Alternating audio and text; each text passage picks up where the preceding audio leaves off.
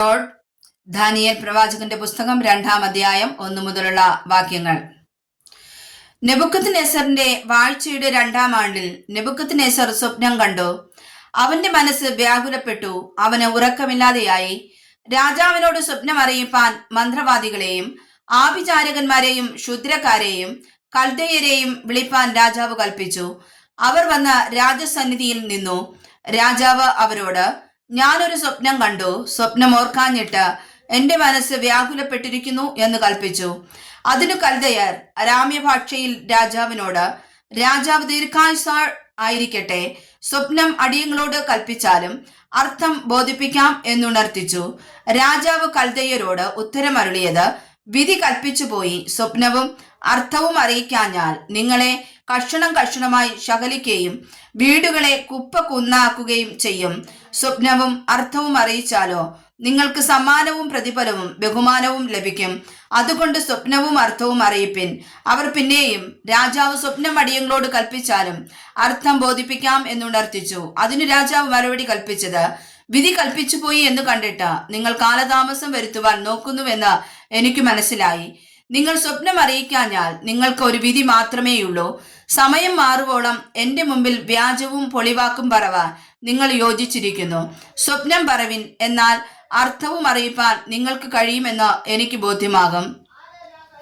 കൽദയർ രാജസന്നിധിയിൽ ഉത്തരം ബോധിപ്പിച്ചത്, രാജാവിന്റെ കാര്യം അറിയിപ്പാൻ കഴിയുന്ന ഒരു മനുഷ്യനും ഭൂമിയിലില്ല. എത്രയും മഹാനും ബലവാനുമായ ഏതൊരു രാജാവും ഇങ്ങനെയുള്ള കാര്യം ഒരു മന്ത്രവാദിയോടോ ആഭിചാരകനോടോ കൽദയനോടോ ഒരിക്കലും ചോദിച്ചിട്ടില്ല. രാജാവ് ചോദിക്കുന്ന കാര്യം പ്രയാസമുള്ളതാകുന്നു.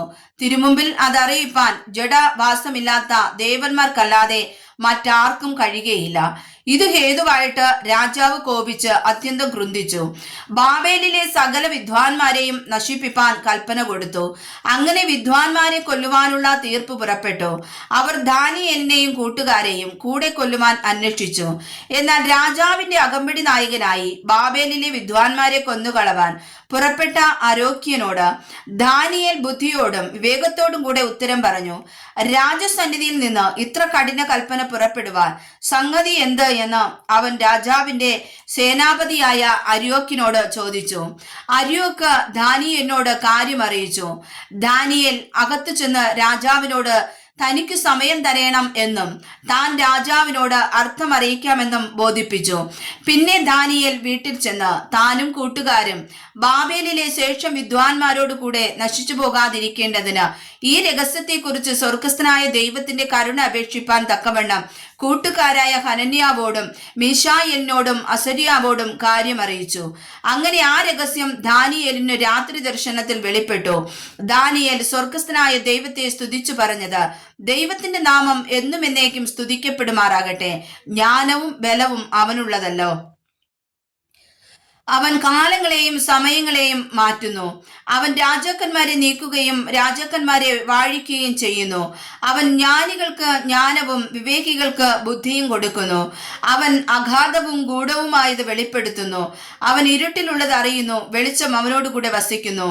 എന്റെ പിതാക്കന്മാരുടെ ദൈവമായുള്ളവേ, നീ എനിക്ക് ജ്ഞാനവും ബലവും തന്നു. ഞങ്ങൾ നിന്നോട് അപേക്ഷിച്ചത് ഇപ്പോൾ എന്നെ അറിയിച്ച് രാജാവിന്റെ കാര്യം ഞങ്ങൾക്ക് വെളിപ്പെടുത്തി തന്നിരിക്കൊണ്ട് ഞാൻ നിന്നെ വാഴ്ത്തി സ്തുതിക്കുന്നു. അതുകൊണ്ട് ദാനിയേൽ ബാബേലിലെ വിദ്വാൻമാരെ നശിപ്പിപ്പാൻ രാജാവ് നിയോഗിച്ചിരുന്ന അര്യോക്കിന്റെ അടുക്കൽ ചെന്നവനോട്, ബാബേലിലെ വിദ്വാൻമാരെ നശിപ്പിക്കരുത്, എന്നെ രാജസന്നിധിയിൽ കൊണ്ടുപോകണം, ഞാൻ രാജാവിനെ അർത്ഥം ബോധിപ്പിക്കാം എന്ന് പറഞ്ഞു. അര്യോക്ക് ദാനിയേലിനെ വേഗം രാജസന്നിധിയിൽ കൊണ്ടുചെന്നു. രാജാവിന്റെ അർത്ഥം ബോധിപ്പിക്കേണ്ടതിന് യഹൂദ പ്രവാസികളിൽ ഒരുത്തനെ ഞാൻ കണ്ടെത്തിയിരിക്കുന്നു എന്ന് ഉണർത്തിച്ചു. ബെൽത്ശസ്സർ എന്നും പേരുള്ള ദാനിയേലിനോട് രാജാവ്, ഞാൻ കണ്ട സ്വപ്നവും അർത്ഥവും അറിയിപ്പാൻ നിനക്ക് കഴിയുമോ എന്ന് ചോദിച്ചു. ദാനിയേൽ രാജസന്നിധിയിൽ ഉത്തരം ബോധിപ്പിച്ചത്, രാജാവ് ചോദിച്ച ഗുപ്തകാര്യം വിദ്വാൻമാർക്കും ആഭിചാരകന്മാർക്കും മന്ത്രവാദികൾക്കും ശകുനവാദികൾക്കും രാജാവിനെ അറിയിപ്പാൻ കഴിയുന്നതല്ല. എങ്കിലും രഹസ്യങ്ങളെ വെളിപ്പെടുത്തുന്ന ഒരു ദൈവം സ്വർഗത്തിലുണ്ട്. അവൻ ഭാവി കാലത്ത് സംഭവിപ്പാനിരിക്കുന്നത് നെബൂഖദ്നേസർ രാജാവിനെ അറിയിച്ചിരിക്കുന്നു. സ്വപ്നവും പള്ളിമെത്തയിൽ വെച്ച് തിരുമനസ്സിലുണ്ടായ ദർശനങ്ങളും ആവിധ. രാജാവെ, ഇനിമേൽ സംഭവിപ്പാനിരിക്കുന്നത് എന്തെന്നുള്ള വിചാരം പള്ളിമെത്തയിൽ വെച്ച് തിരുമനസ്സിലുണ്ടായി. രഹസ്യങ്ങളെ വെളിപ്പെടുത്തുന്നവൻ സംഭവിപ്പാനിരിക്കുന്നത് അറിയിച്ചുമിരിക്കുന്നു. എനിക്കോ ജീവനോടിരിക്കുന്ന യാതൊരുത്തിനേക്കാളും അധികമായ ജ്ഞാനം ഒന്നും ഉണ്ടായിട്ടല്ല, രാജാവിനോട് അർത്ഥം ബോധിപ്പിക്കേണ്ടതിനും തിരുമനസ്സിലെ വിചാരം തിരുമനസ്സുകൊണ്ട് അറിയേണ്ടതിനുമത്രേ ഈ രഹസ്യം എനിക്ക് വെളിപ്പെട്ടിരിക്കുന്നത്. രാജാവ് കണ്ട ദർശനമോ വലിയൊരു ബിംബം, വലിപ്പമേറിയതും വിശേഷ ശോഭയുള്ളതുമായ ആ ബിംബം തിരുമുമ്പിൽ നിന്നു. അതിന്റെ രൂപം ഭയങ്കരമായിരുന്നു. ബിംബത്തിന്റെ തല തങ്കം കൊണ്ടും നെഞ്ചും കൈയും വെള്ളി കൊണ്ടും വയറും അരയും താമ്രം കൊണ്ടും തുട ഇരുമ്പ് കൊണ്ടും കാൽപാതി ഇരുമ്പ് കൊണ്ടും പാതി കളിമണ്ണ് കൊണ്ടും ആയിരുന്നു. തിരുമനസ്സുകൊണ്ട് നോക്കിക്കൊണ്ടിരിക്കുമ്പോൾ കൈ തൊടാതെ ഒരു കല്ല് പറഞ്ഞു വന്നു ബിംബത്തെ ഇരുമ്പും കളിമണ്ണും കൊണ്ടുള്ള കാലിൽ അടിച്ചു തകർത്തു കളഞ്ഞു. ഇരുമ്പും കളിമണ്ണും താമ്രവും വെള്ളിയും പൊന്നും ഒരുപോലെ തകർന്ന വേനൽക്കാലത്ത് കളത്തിലെ പതിർ പോലെ ആയിത്തീർന്നു. ഒരിടത്തും താങ്ങാതെ വണ്ണം കാറ്റവയെ പറപ്പിച്ചു കൊണ്ടുപോയി. ബിംബത്തെ അടിച്ച കല്ല് ഒരു മഹാപർവ്വതമായി തീർന്നു, ഭൂമിയിലൊക്കെ നിറഞ്ഞു. ഇതത്രേ സ്വപ്നം. അർത്ഥവും അടിയങ്ങൾ തിരുമനസ് അറിയിക്കാം. രാജാവെ, തിരുമനസ്സുകൊണ്ട് രാജാതി രാജാവാകുന്നു. സ്വർഗസ്ഥനായ ദൈവം തിരുമനസ്സിലേക്ക് രാജ്യത്വവും ഐശ്വര്യവും ശക്തിയും മഹത്വവും നൽകിയിരിക്കുന്നു. മനുഷ്യർ പാർക്കുന്നിടത്തൊക്കെയും അവരെയും കാട്ടിലെ മൃഗങ്ങളെയും ആകാശത്തിലെ പക്ഷികളെയും അവൻ തൃക്കൈയിൽ തന്ന് എല്ലാറ്റിനും തിരുമനസ്സിലെ അധിപതി ആക്കിയിരിക്കുന്നു. പൊന്നുകൊണ്ടുള്ള തല തിരുമനസ്സുകൊണ്ട് തന്നെ. തിരുമനസ്സിലെ ശേഷം തിരുമേനിയേക്കാൾ താണതായ മറ്റൊരു രാജ്യത്വവും സർവഭൂമിയിലും വാഴുവാനിരിക്കുന്നതായി താമ്രം കൊണ്ടുള്ള മൂന്നാമതൊരു രാജ്യത്വവും ഉത്ഭവിക്കും. നാലാമത്തെ രാജ്യത്വം ഇരുമ്പ് കൊണ്ട് ബലമുള്ളതായിരിക്കും.